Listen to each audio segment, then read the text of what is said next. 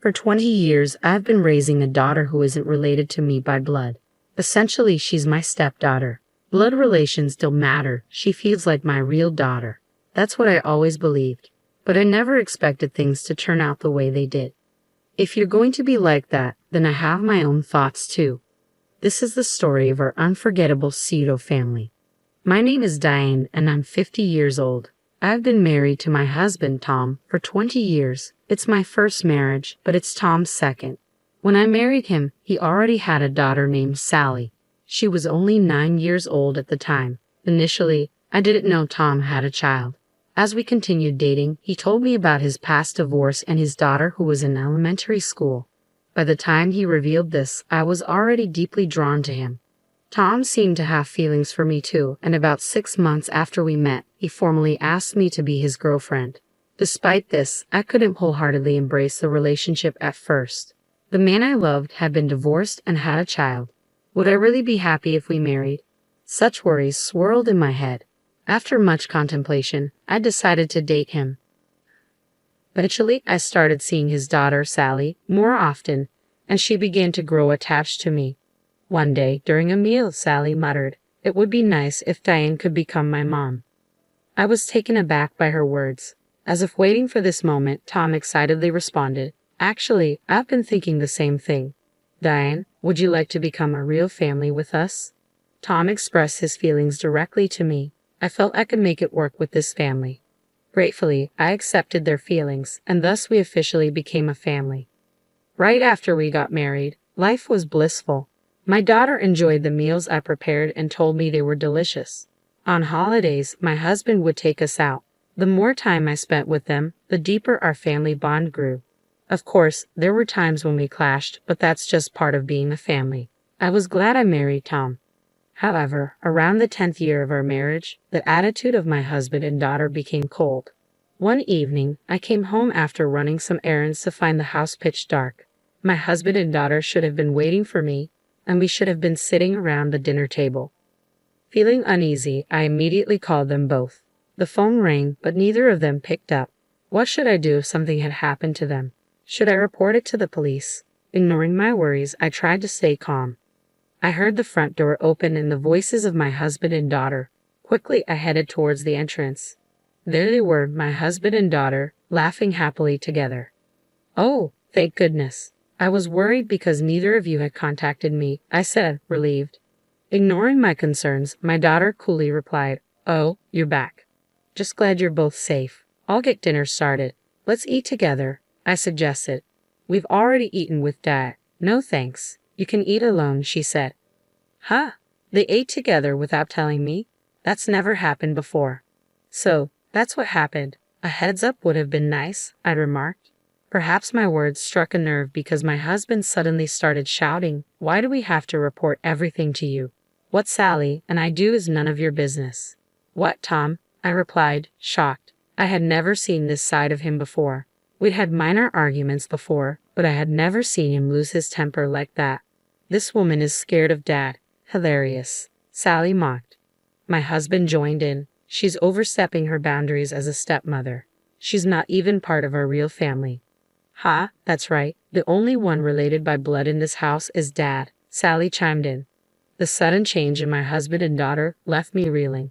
Why am I being treated this way all of a sudden? Until recently, we were a happy family living peacefully together. "What happened to you two? Did I do something wrong?" I asked, bewildered.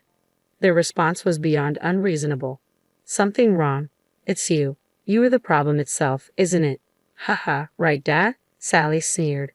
"Yeah, that's right. The way she parades around acting like a good mother is especially infuriating," Tom agreed. "I get it. It's so annoying when she tries to act like a good mother."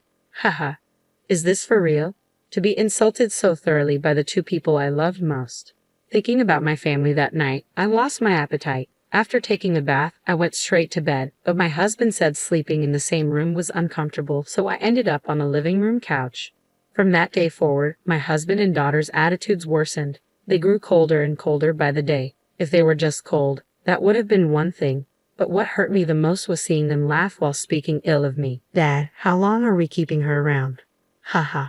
Well, As long as she's here, we won't have to worry about housework. I guess we can keep her until we get bored. Haha. You, seriously, Dad, you're way too kind. They disparaged me without end, as if I were the villain. At first, I didn't understand why I was being treated this way. But after a while, I began to grasp the truth. One evening, I overheard my daughter talking on the phone with someone. Yeah, it's okay. We're about to kick her out. Kick me out. Trying not to be noticed by my daughter, I quietly listened in. So, when are you coming back? Dad can't wait. Living together is so much better when my real mom is around. It seemed the person on the phone was my husband's ex-wife, Sally's biological mother. That's when the penny dropped. My husband and daughter must have started secretly meeting with her. Their affection seemed to be leaning towards her. I realized I'd been compared to her, and now felt like they branded me as the inferior one. That's why they suddenly became so cold towards me, now that their biological mother was coming back into the picture. I guess I'll eventually have to leave. Of course, I thought about getting a divorce right away, but realistically, I've been a stay-at-home mom with all the money going to Sally's college. The little bit that comes my way is peanuts. There's no way I could get a divorce and move out right now. I considered getting a part-time job, but it would be a hassle if my husband found out. I tried some work-from-home gigs, but let's be real, it wasn't much. Just a few $100. There's no way I can save up for moving with that. My husband and daughter's cold behavior hasn't changed. Maybe I've built up a tolerance because it doesn't get to me as much, but living with people who probably can't stand me is just like living in hell. Then one day, Sally spoke to me, which was rare. Hey, I'm getting married. What? Married? Sally was 29. She could get married anytime. Apparently, she's marrying the heir of the company where she works as a receptionist, and he's set to take over his father's business. I didn't know about this, but I was genuinely happy that she told me about her marriage. Oh, that's wonderful. Congratulations. Thanks, haha. The wedding's in a month. Expecting a generous gift from you. I see she's after a gift. Though I had mixed emotions, she's my daughter that I've raised for 20 years. It's a big deal for me too.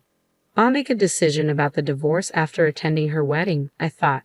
As I was thinking, Sally continued, Oh, and don't get it wrong. You are not invited to the wedding. What? But you just said about the gift. Are you dense? She interrupted. I meant to wire the gift that day. No way I'd invite you, Sally continued. But I'm inviting my real mother. She's making it big in the beauty salon business. She owns multiple chains nationwide and is a successful businesswoman. A businesswoman? Yeah, having her at the wedding looks good, and I'm sure she'll give a big gift. Dad wants to get back with her. Your father? I asked, stunned. Yes, seriously, what's the point of keeping a housewife? You were dumb, huh? So, because his ex-wife or biological mother is successful, they want to ditch me, a housewife. I couldn't believe I wouldn't even be invited to my daughter's wedding. As I stood there, stunned, Sally berated me further. Don't you dare show up at my wedding, you fake mother. My husband, watching all this calmly, added with a smug grin, Hey, why are you surprised? It's obvious you're like a fake family member. Plus, as Sally said, I want to get back with my ex. She's doing way better. Haha. At that moment, all my pent-up anger and frustration came flooding out. Is that so? That's how it is, huh? For these past 20 years, I've tried my best to build a good family relationship, and for what? I took a deep breath and continued, If you're going to play that game, I have my own thoughts too. All right then, I won't be coming to the wedding. I informed my daughter and husband of my decision and then headed to a certain place. A month later, on the day of my daughter's wedding, I followed their instructions, not attending the ceremony, but instead making preparations to move out. I had already informed my husband and daughter of my plans to leave on that day, and I had a signed divorce agreement for my husband. All that was left was to wait for their move. As I diligently packed my things, my daughter called at the exact moment I anticipated. Huh? Mom, where are you right now? Get to the venue immediately. Right off the bat, my daughter was pleading for my help. The venue? What are you talking about? Weren't you the one who told me not to come? Please, just come. If you don't, the ceremony will have to be canceled, she said, panicking and sobbing on the other end of the line. Ah, yes, this was all part of my plan. Mom, are you listening? They're saying they'll call off the engagement if you don't show up. To my desperate daughter, I replied coolly. Is that so? It's largely thanks to me that your boyfriend decided to marry you in the first place. Ha! What do you mean? She asked, her voice full of panic. And with my words, my daughter was in full-blown panic mode. To my confused daughter Sally, I revealed the truth. You see, I've actually met your fiancé before, or rather, he came to meet me. Apparently, he had been investigating our family. He investigated us. For what? He told you he was the heir to your company, right? Of course, he would be cautious about choosing his marriage partner. His father hired a private detective to investigate us after hearing about the marriage plans for my daughter. I immediately visited a law firm, intent on proceeding with a divorce in my favor. On my way back, a man approached me, claiming to be my daughter's fiancé. He explained that his father had been investigating our family and had discovered my husband and daughter's frequent meetings with my husband's ex-wife. Wondering why they seemed to enjoy the ex-wife's company while mistreating me, he sought my side of the story. Of course, I told him everything. How the ex-wife had become a successful businesswoman, and how my husband and daughter were planning to leave me for her wealth and connections, driving me out of the house. Did you talk badly about me to him? My daughter accused me. I merely stated the facts. You have been mistreating me for quite some time, I responded firmly. Why would you do such a thing? It's unnecessary, she protested. Unnecessary? Isn't it your own fault that this is happening? You are the one who did wrong, I countered, pushing back. My daughter fell silent, unable to retort. But I'm not a monster. I've raised you as my daughter for 20 years, and I genuinely wanted you to be happy, I continued, offering a suggestion. A suggestion, she asked. Yes, if my daughter invites me to her wedding, I wanted him to marry her as planned. Surprisingly, even after I told him everything, he didn't completely give up on my daughter. He admitted that he truly loved her and still wanted to marry her. However, he said he felt uncomfortable marrying someone who couldn't even appreciate the person who raised her. So I pleaded with him, if Sally chose to invite me to her wedding at the very last moment, please accept her. But she squandered even that chance. Far from it, she treated me like a nuisance right until the end, alongside my husband, even calling us a fake family. Mom, I'm sorry. Please forgive me. I won't say cruel things anymore, she pleaded over the phone. Hey Diane, is what you just said true? If so, please help Sally out. My husband joined in, his voice filled with remorse. Naturally, I had no intention of forgiving them. They were the ones who trampled on their last chance. It was far too convenient to ask for forgiveness. No, they forgot the kindness of being raised for 20 years and quickly switched allegiance to my successful ex-wife and real mother. I would never forgive them. Never. I declared so, and then hung up the phone. I blocked their numbers one after another, picked up my bags, and headed to the apartment I had already rented. On the way, I didn't forget to submit the divorce papers at the town hall. Even if I were to be invited to my daughter's wedding, I had decided in my heart to divorce my husband. There was no way I could stay with them after suffering from all the constant verbal abuse. Later, I heard from my daughter's fiancé that my daughter and husband had begged for marriage, crying. But once the truth came out, it was too late. That marriage proposal was utterly broken off. As a result, my daughter quit her job and became a recluse, and my husband is now apparently busy caring for her mental health. It must have caused quite a bit of trouble on our fiancé's side. I wanted to apologize, and I contacted him. To me, he gave kind words. It's okay, it's just that Sally and her dad turned out to be disappointing. Rather, I'm glad I realized it before I married her. I owe you, ma'am. Thank you. If Sally could have married such a sincere person, she would have been happy. While I do feel a bit sad thinking about it, I don't regret it because I'm free now. I would like to pursue my own happiness and enjoy the rest